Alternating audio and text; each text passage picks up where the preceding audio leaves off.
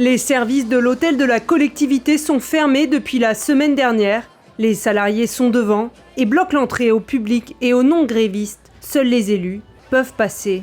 Et si la grève a pris cette tournure, c'est parce que les syndicalistes et le président n'arrivent pas à se mettre d'accord sur les modalités de rencontre. Mercredi matin, Louis Mussington étant en déplacement, c'est le premier vice-président qui devait rencontrer les organisations syndicales.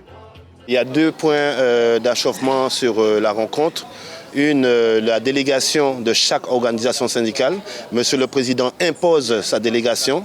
Il impose la délégation des organisations, ce qui n'est pas possible.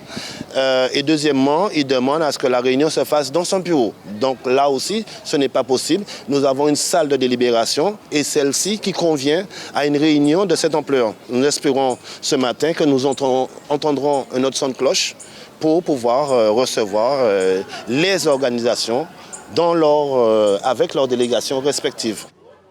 Alain Richardson est descendu discuter avec les syndicalistes. Le bureau du président a été aménagé pour recevoir les 3 syndicats avec une délégation de 3 personnes. Vous insistez aussi sur les 3 personnes? C'est ce qui est sur la table. Non, mais alors, je vais laisser apporter une précision, monsieur Boupé. Concernant nos délégations, nous avons chaque bureau qui a été élu. Nous souhaitons que nos bureaux soient présents. Après la discussion, les négociations n'ont pas pu avoir lieu, faute d'accord sur les modalités. Dans leur préavis de grève, les syndicalistes ont une dizaine de revendications. Certaines sont individuelles, quand d'autres concernent un plus grand nombre de salariés.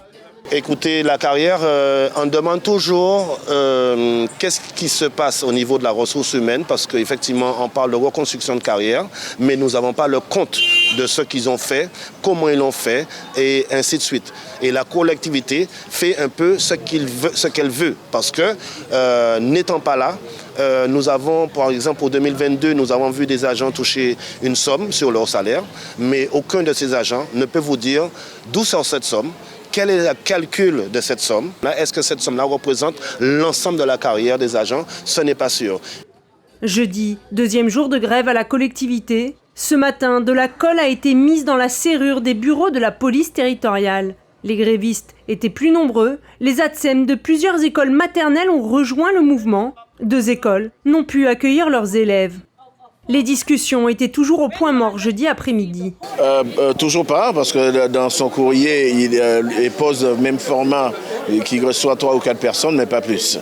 Et nous, les OS, nous disons que nous n'acceptons pas ce format. On ne nous impose pas de format. Nous avons une manière de fonctionner et ça devrait être respecté.